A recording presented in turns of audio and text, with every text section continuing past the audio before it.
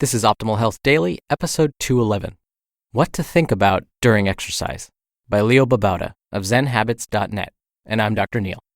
Hey there, happy Monday. Welcome back to Optimal Health Daily, where I simply read to you from the best health and fitness blogs for free. I cover fitness, nutrition, stress management, weight management, and lots more. This is just like a big audiobook, but from a bunch of different authors. And I answer your questions every Friday. I had a bit of a rough week last week. So I want to move past that, forget about it, and start this week off right with you, beginning with something to inspire. Quote, "Fill your life with as many moments and experiences of joy and passion as you humanly can. Start with one experience and build on it." Marsha Weeder.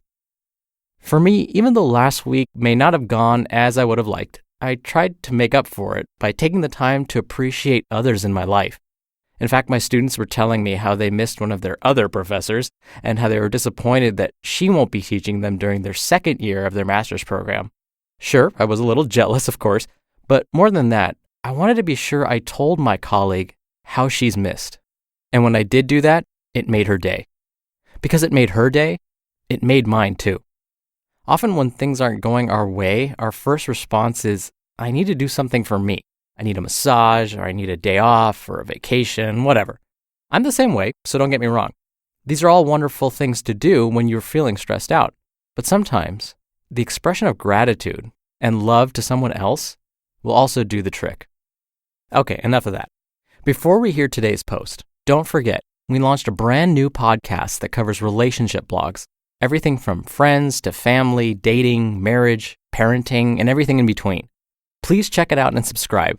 Just search for Optimal Living Daily Relationships wherever you're hearing this show. But for now, let's get right to today's post and start optimizing your life.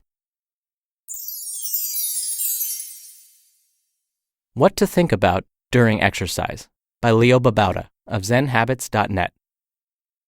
A reader wrote to me and said he gets bored during running, which makes him want to just stop running. And so he asked for suggestions for what to think about while running or exercising in general. Such a great question. If you're bored, why would you want to do it? Why not read fun stuff on the internet instead? Well, other than the fantastic health benefits, exercise is a wonderful time to think, to practice mindfulness, to socialize, and to escape distraction. A little background about my qualifications. When I started running in 2005, I could barely run 5 minutes and was mostly sedentary until then. I slowly worked my way up to a 5K race, then decided, not quite wisely, to set my sights on a marathon. After a year, I ran my first marathon, after a couple of half marathons and numerous other races. I ran a couple of marathons after that, a bunch of other races, including some short triathlons. Last year, I ran a 50-mile ultra marathon. Through all of that, I've spent countless hours running. I've also spent a lot of hours strength training, doing CrossFit-style workouts or other fun stuff. I spent a lot of time exercising, and I love it. I don't train with music. For me, it's distracting and a waste of good thinking time. I've listened to audiobooks on long, 3+ hour runs, but usually work out in silence. That is, except when I'm training with a friend. Last year, I did a lot of the longer runs with my friend Scott, and for about a year, I've been training in the gym with my friend Tynan. When he's in town, he travels like a gypsy. I've also worked out a lot with my wife, Ava, and with my sister, Kat, when I was in Guam. I love working out with a friend. It's such a great way to enjoy exercise, by having great conversations with someone you enjoy spending time with. You build a friendship while building fitness. So if I can ever find a workout partner, that's my first choice. I also love working out and running alone. Here's what I think about. 1. Ideas. My best source of blog post ideas comes from when I run or work out. The movement seems to stimulate blood flow to the brain, and getting away from the distractions of technology allows me to reflect and think in isolation. I often have a bunch of great blog post ideas on a run. Pro tip, carry something to record ideas on, whether a notebook or smartphone. I've lost good ideas because I have nothing to write on. I came up with a method for remembering. I tie each idea to an image, so when I get home, I have a series of images in my head, like rubber duck, pencil, bell, apple. Then I just decipher these images into the ideas I wanted to remember. 2. some problem that's been bothering me. If something has been spinning around in my head, that's a good sign that I should give it some conscious thought. Why is it bothering me so much? Usually, it's because I'm holding on to an expectation or ideal I can't control, including how I want people to think of me. Then, I practice letting that go. 3. Body mindfulness. Exercise is a great time to practice mindfulness. I like to stay present, when I remember, with my body, feeling each body part in turn: feet, lower legs, upper legs, buttocks, lower back, abdomen, etc. Then, I try to expand my awareness to include all of them at once. 4. Mindfulness of thoughts. Other times I practice being an observer of my mind. It's a fascinating phenomenon, your thoughts. Practicing watching my thoughts creates a space between thought and reaction. 5. A project I'm working on. If I've been working hard on a project, I will give it some headspace during exercise to allow myself to get some perspective on the project or see what's important and work out some difficult problem with it that I've been putting off. 6. Problems of people I love. If my kids or wife or close friend are having a problem, I'll give some thought to that and see if there's a way I can help. I will try to feel empathy, to understand what they might be going through, and to see what would be helpful given their state of mind. 7. Reflecting on things I've been learning. Often I'm conducting some kind of experiment in my life, and exercise is a great time to think about how that's been going or what problems have come up and what I've learned so far. These reflections often end up as blog posts. 8. The nature around me and the road below me. I love getting outside and immersing myself in the beauty of nature. It's easy to miss it if you're stuck in your head or listening to music or audiobooks. I love running on trails or running through a city filled with blooming blossoms or exploring a new place with a run or doing a workout in a park. I love running in the rain or when the sun is falling on me like warm liquid or feeling the chill of the early morning and thinking I'm a badass. 9. The barbell. Lifting weights is hard, especially if you're doing heavy deadlifts or squats. It's easy to get lost in your thoughts when you work out, but that's a good way to injure yourself with weights.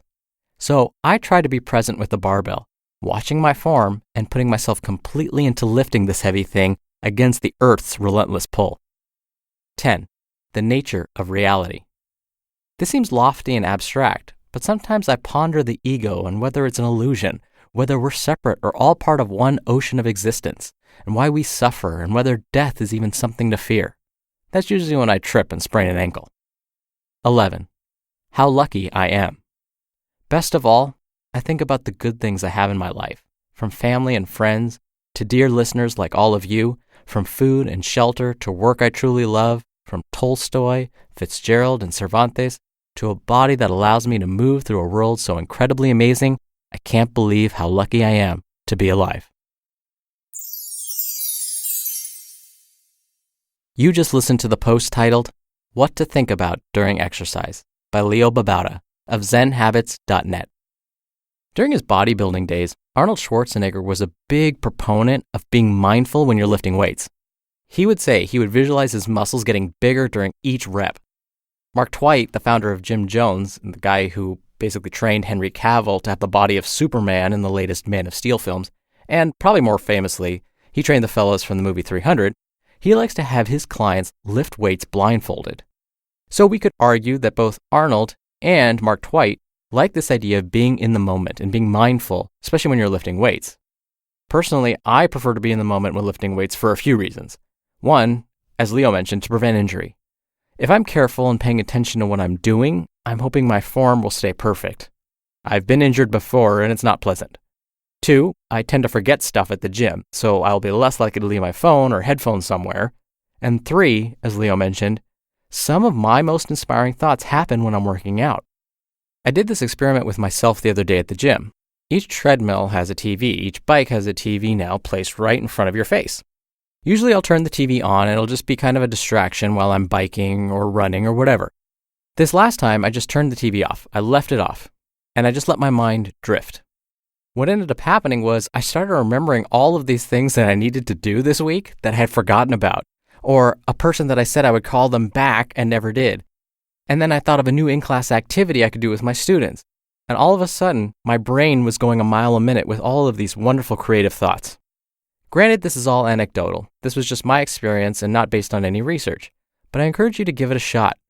Take out those headphones, shut off the TV, and just be in the moment when you're exercising and see what happens.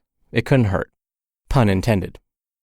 And like I mentioned at the top of the show, we just launched a brand new show that covers relationship blogs. That show features authors like Mark and Angel, and even today's author, Leo of Zen Habits.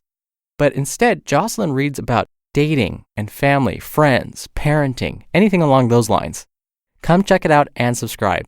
You can search for Optimal Living Daily Relationships wherever you're hearing this show, and it should pop right up. That's it for today.